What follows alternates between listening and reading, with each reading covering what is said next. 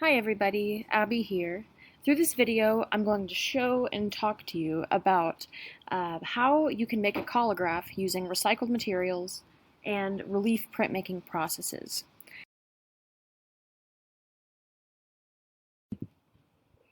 So through this process of making collagraphs, we're going to sort of synthesize the ideas that we've thought about through our sketchbook assignments and put them into a new form of artwork that you might not have ever tried before. So the word collagraph initially came from the Greek word kalla, which means to glue or adhere, and the Greek word graph, which means the practice of drawing.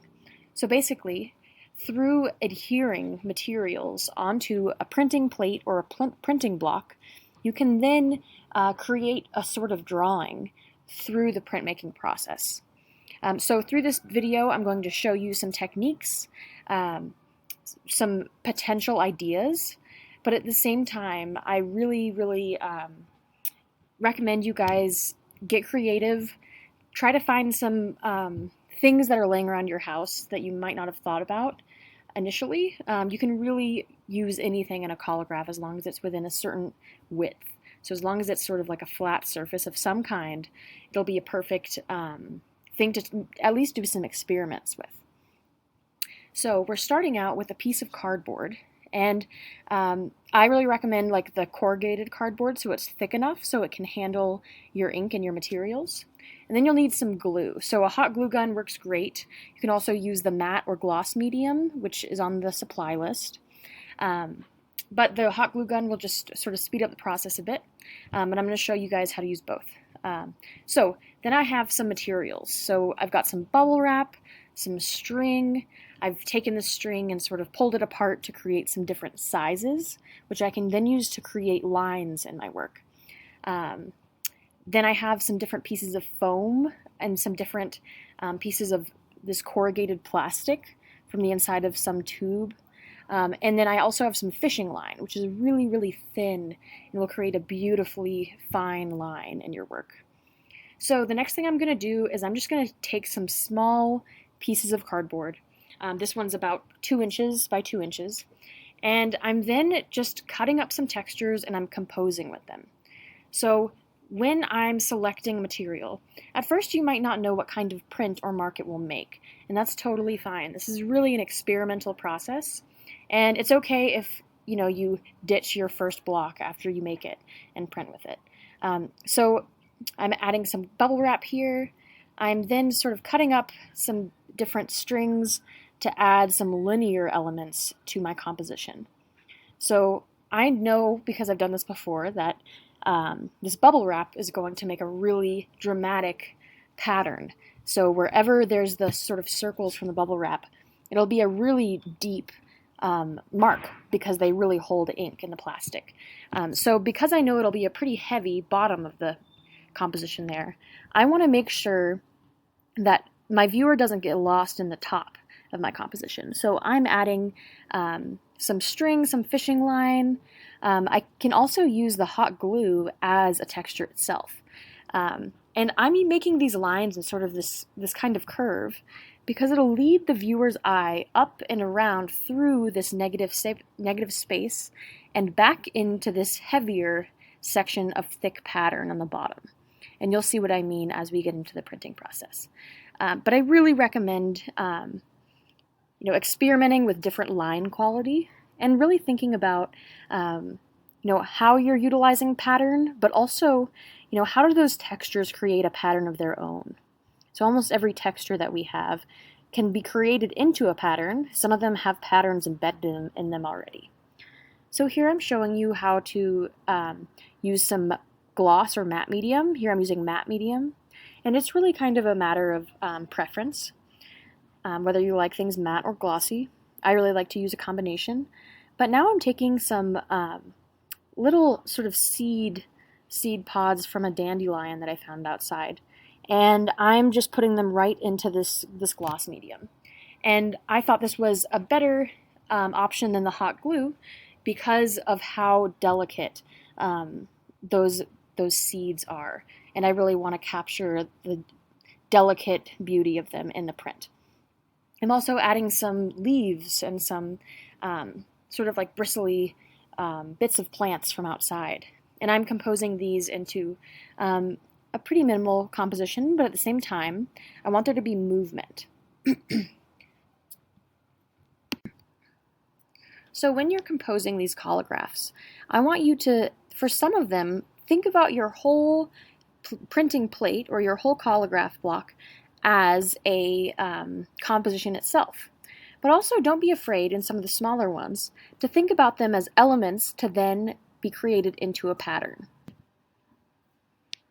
So here I've taken some insulation that I got as a packing material in a package recently, and I've torn this up.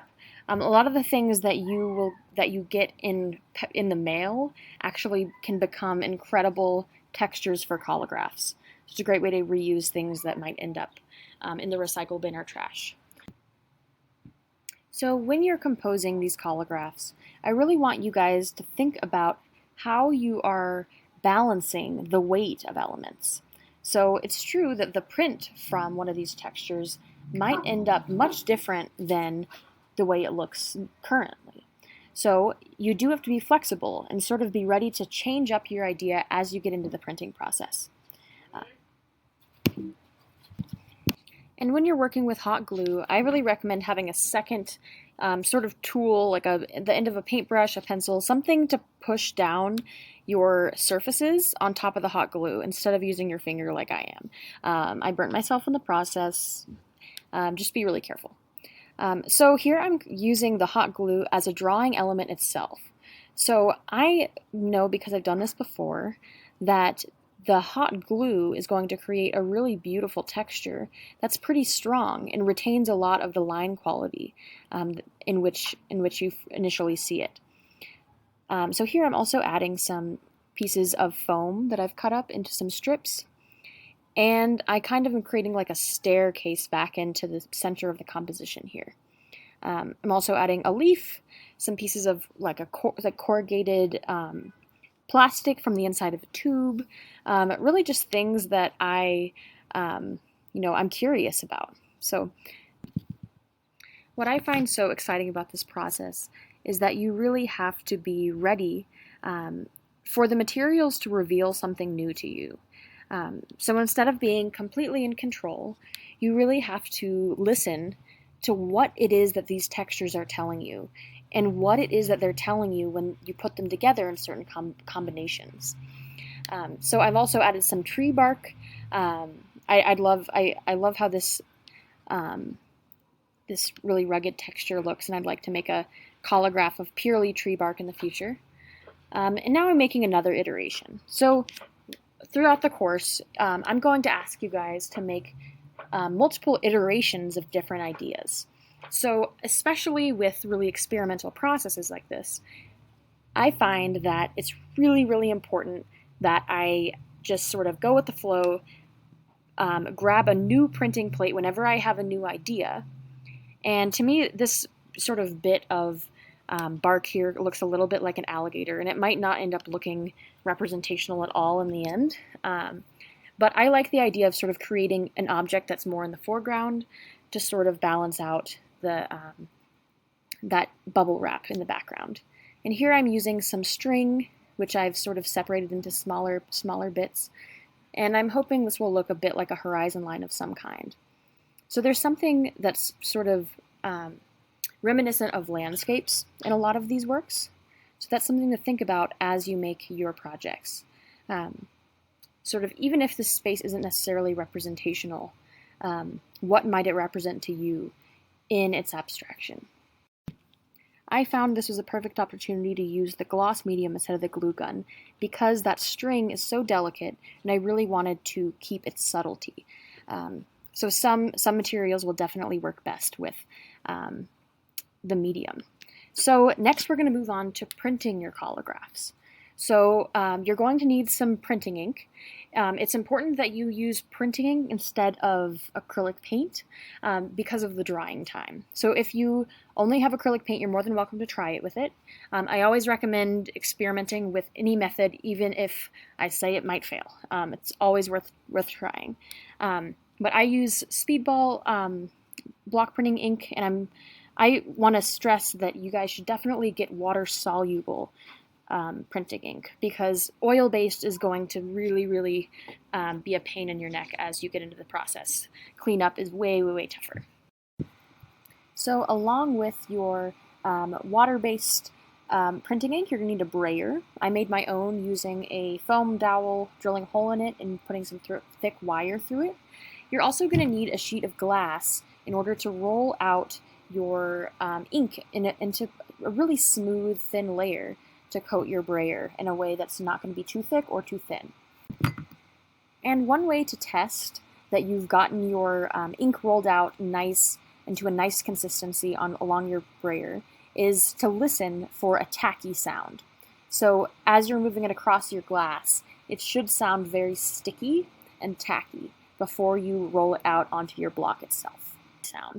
So next I'm just rolling it onto the surface of my Collagraph plate.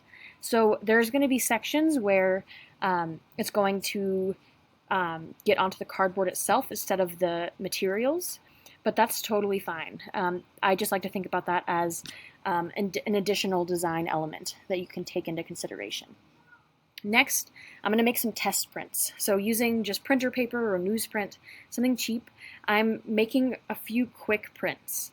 And I really recommend, no matter how many blocks you made, hopefully you made a few, doing several test prints, maybe one test print with quite a bit of ink, maybe one test print with just a few swipes of the brayer.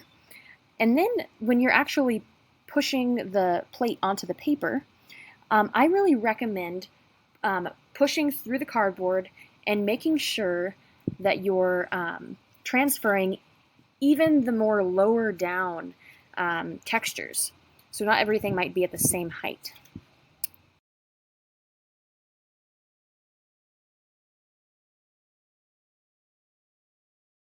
And another thing to think about is you can always also do a ghost print. So a ghost print is when you've made a first print, and before adding new ink, you're just making a second. And it can be a really interesting way of experimenting with different sorts of values. So maybe you want to have a slightly less contrasted image for one of them. So when you're printing your Collagraph, you also want to think about tension. So what sort of tension do these marks that you're making have with the edge of your paper? And one way I really like to play with that sort of tension is by going through and trimming my prints in different ways. And because you have this block, you can make lots of different prints before your block gives out on you. So I find that, this edge here, having this much space, feels much different than if it was on a much larger space. So I'll take all of these things into consideration as I move forward into my final prints. So here I've taken a couple of smaller blocks, and I'm really thinking about these as tiled patterns. So I'm going to then make multiple prints side by side in order to contextualize these within a larger pattern. So as you get into your final prints, I really recommend treating your paper in some way before you begin and letting it dry. So I've treated some paper using coffee grounds. So coffee and tea makes great stains for paper. Here I've combined some coffee, including some coffee grounds, with some blue gouache or a wash of acrylic paint or watercolor. I've also incorporated a couple of different coffee-stained treatments to these papers. So now I'm ready to begin. And I think I'm going to start by printing on some of this purple treated paper. And if you're working with colored ink, that's great. I would just try to think about the relationship between the color you have as your ground and the color that you are printing with. So I'm going to create a tiled pattern using this smaller block. So when you are inking up and printing your final blocks, take into consideration what you learned from your tests, but also try to think about how you are balancing out these tiled or repeated patterns that you're making. So sometimes they look a bit like a Rorschach test. You can kind of see things in them after you've completed them. And sometimes I also like to go back into them and do a little bit of painting on top. But keep in mind, if you're using water-soluble ink, your ink can run if you paint on top of it. So one thing I really love about using the coffee grounds is I can get a really organic texture, and then I can go on top, and I don't really need to hold each of these tiled blocks at a right angle. But it might be more interesting if I sort of shift, maybe print it diagonally sometimes. Maybe I'm just inking up half of it and using that linear side to get some interesting marks. So while you see my very dirty hands as I make these prints, do your best to keep the edges of your paper clean so that your viewer can really focus in on the beautiful textures in the prints itself. So I try my best to avoid getting ink on the edges and the borders, but it will happen if you don't wash your hands frequently through the process. So I really encourage you guys to really think about how these textured lines, shapes, patterns are sort of sitting together in a composition, and also how they are forming new relationships when you combine them in different ways. So I recommend trying at least one print where you're just using one block. Maybe try one including two, and maybe another one that might be like a tiled print that incorporates every single printing plate that you made. All right, so this one is one of my very, very favorites that I made in the process.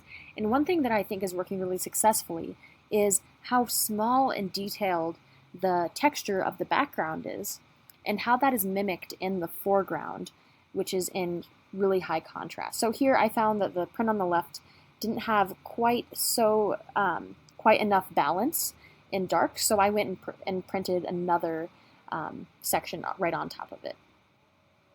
So through this process, I really encourage you guys to be experimental, to not be afraid of failure, but also to sort of embrace these things that happen along the way that might look like accidents. And I chose this project to be your first project because I find that as adults who are art makers, it becomes really hard to embrace imperfection. So I think that learning how to use mistakes as a design element and how to sort of embrace the less controlled, perfect parts of our art practice is really going to help you gain confidence as an artist, but also it will help for much more interesting things to happen in your artwork itself. So when you're making a print that incorporates multiple different blocks and really experimental ways of printing them, like this print right here on this coffee-stained paper, you might call this a monoprint or a monotype. So rather than having a matrix or a printing block that can then be used to make endless, pretty much identical prints, this print itself is one of a kind. And you are more than welcome to take this project, take it through the first few steps, and then maybe you think that you might need to chop up all of your prints and reconfigure them into a new composition that way. Maybe you find that you want to scan in your prints and manipulate them digitally. Maybe you want to overlay transparent prints on top of one another. The possibilities are really endless, and please don't hesitate to follow your creative process wherever it goes, even if it means sort of veering off the path of the project a little bit. I totally encourage that. So make this project your own. Don't be afraid to experiment, and please don't hesitate to reach out if you have any questions or if you want to talk about your progress or any strange, exciting ideas you have along the way. All right, you guys have a great day. Bye-bye.